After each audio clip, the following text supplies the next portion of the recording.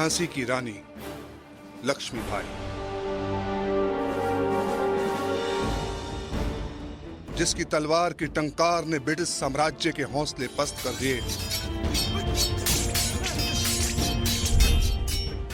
देश की स्वाधीनता और सम्मान के लिए जिसने कर्तव्य की बलि वेदी पर अपने प्राणों का बलिदान कर दिया, जिसका जीवन विरोचित गुणों से भरपूर, अमर देशभक्ति और बलिदान की एक अमिट गाथा है। उसकी वीरता में लोग आज भी गा उठते हैं, बुंदेले हर बोलो के मुंह हमने सुनी कहानी थी, खूब लड़ी मर्दानी वो तो झांसी वाली रानी थी।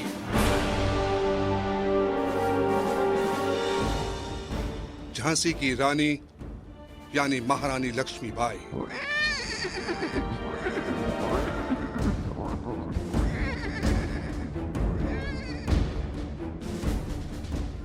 वर्षा ऋतु का अंत हो चुका था। सूर्यास्त होने में थोड़ी सी देर थी। विदुर गांव के बाहर गंगा के किनारे अश्वारोही तेजी के साथ चले आ रहे थे। एक बालिका और दो उससे कुछ अधिक उम्र के बालक, तीनों में हो रही थी घुड़सवारी की प्रतिस्पर्धा। देखो तात्या, मनु हमसे पीछे रह गई। हमने तो पहले ही कहा था कि हमसे प्रतिस्पर्धा मत करो, हार जाओगी। पर इसकी जिद थी कि मैं तुम्हें हरा दूंगी। चलो अच्छा है, एक बार हार जाएगी तो फिर कभी हमसे प्रतिस्पर्धा नहीं करेगी।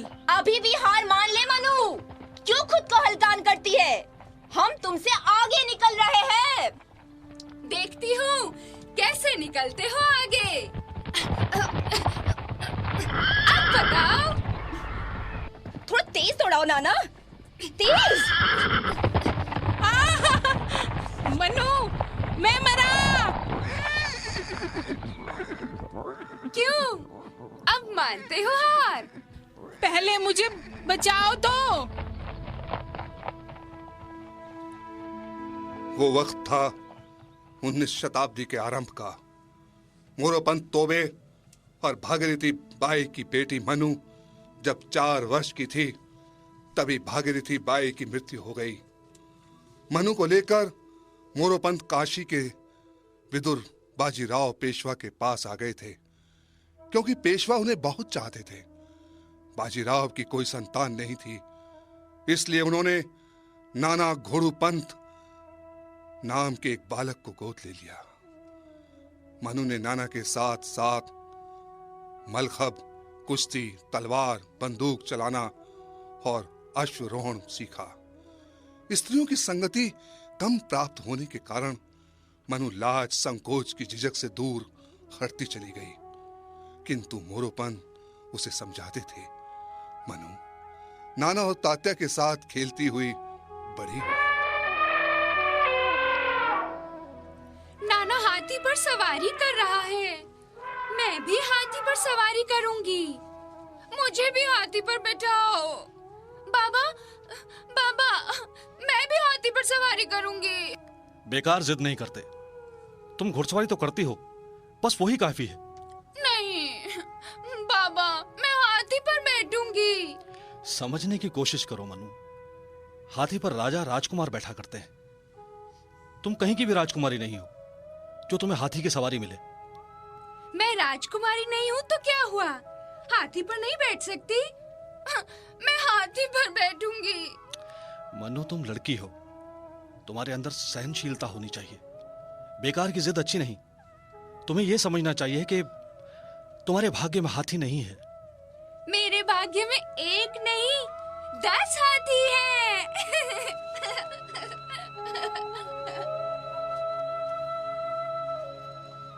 उस समय कौन जानता था कि मनु के मुंह से निकले ये वाक्य सच हो जाएंगे, लेकिन ये सच हुआ। झांसी के राजा गंगाधर राव विदुर हो गए थे। उनकी कोई संतान भी नहीं थी। उन्हीं से मनु का विवाह करना निश्चित हुआ। मनु को रंगीन रेशमी साड़ी, स्वर्ण के आभूषण, मोती, मणिका के हार पहनाए गए। धूमधाम से विवाह की तैयारियां शुरू हो गईं। यह निश्चित हुआ कि विवाह झांसी में ही होगा। मोरोपंत मनु को लेकर झांसी आ गए और मनु एक भवन में बैठी विवाह का इंतजार कर रही थी। एकाएक उसके सामने मराठी वेशभूषा में एक लड़की आई। उसने मनु को प्रणाम किया। तुम कौन हो? आपकी दासी। मेरा नाम सुंदर है महारानी। मेरी कोई दासी नहीं होगी, मेरी सखी सहेली बनकर रहोगी।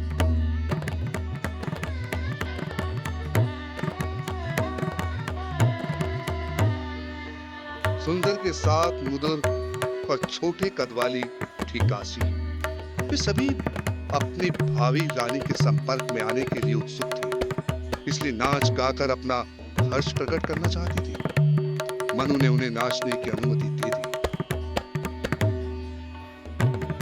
नाच गाना सब ठीक है, पर तुम सबको घोड़े की सवारी सिखलाई जाएगी।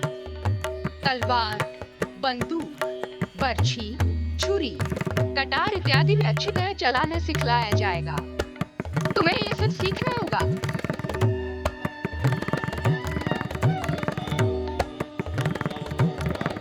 चलिए पंडित जी, फेरों से पहले गांठ बांधने का वक्त आ गया। हाँ हाँ, अभी बांधता हूँ। ये लीजिए, गांठ तो लगा दी है, बस बांधना बाकी है। पंडित जी, ऐसी बांधना कि कभी छूटे नहीं।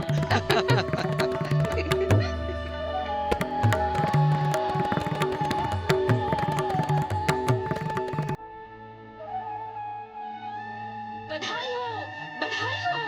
झांसी की तो भाग्य ही खुल है। रानी ने एक पुत्र को जन्म दिया है। हाँ, झांसी के लिए ये बड़ी खुशी का समय है।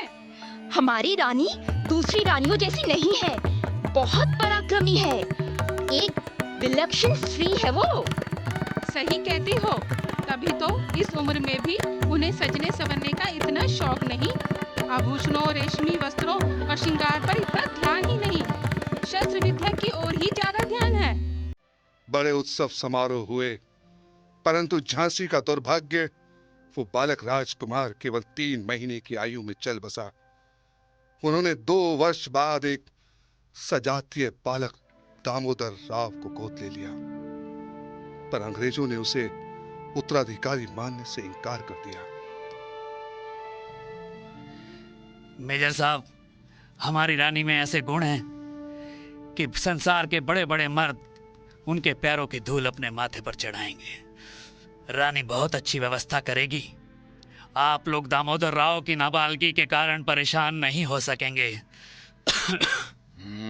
हम आपकी भावनाओं की कदर करते हैं, पर आपको कानून की याद दिलाना भी अपना फर्ज समझते हैं। मैं कुछ समझा नहीं।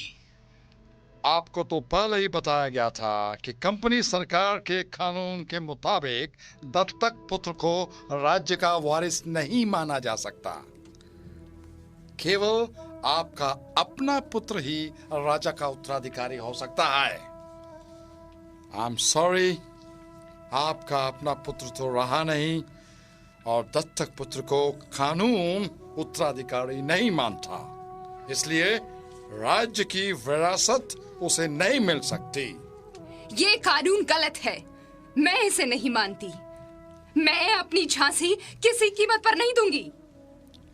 21 नवंबर 1853 को बीमार राजा परलोकवासी हो गए। महल में हाहाकार मच गया।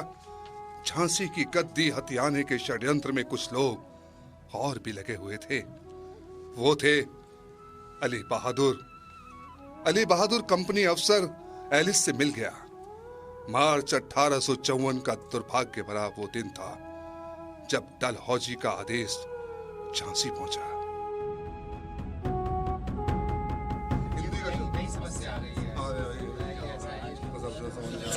सुनो सुनो सुनो, उत्तराधिकारी को गोद लेने की स्वर्गीय महाराज गंगाधर राव के अधिकार को कंपनी मान्यता नहीं देती, इसलिए झांसी को ब्रिटिश प्रांतों में विलीन करने का निश्चय किया गया है। रानी को किला खाली करके नगर में स्थित महल में रहना होगा। इसके बाद उसे 5000 रुपए मासिक पेंशन दी जाएगी। सुनो सुनो सुनो। नहीं, ये असंभव है। मैं अपनी झांसी कभी नहीं दूंगी। कुछ ही क्षणों में ये समाचार सारे नगर में फैल गया। किले में अंग्रेजी सेना का दस्ता जा पहुंचा। जब अंग्रेजों ने शासन का भार अपने हाथ में ले लिया तो रानी की दिनचर्या पूरी तरह बदल गई। भोर के 4 बजे से उठकर स्नान, पूजा, ध्यान के बाद वो घुड़सवारी करती, बंदूक, तलवार, तीर चलाना सीखती। ये सब करते समय वो घोड़े की लगाम दांतों से दबाए रहती।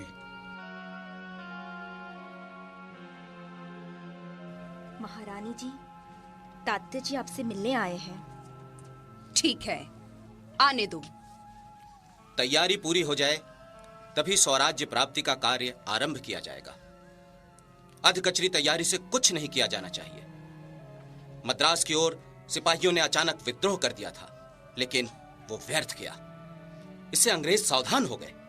अंग्रेज शासन कैसी भी सावधानी और कुटिलता बरते, हमारे देश के क्या हिंदू, क्या मुसलमान, सभी अंग्रेजों का राज्य नहीं चाहते।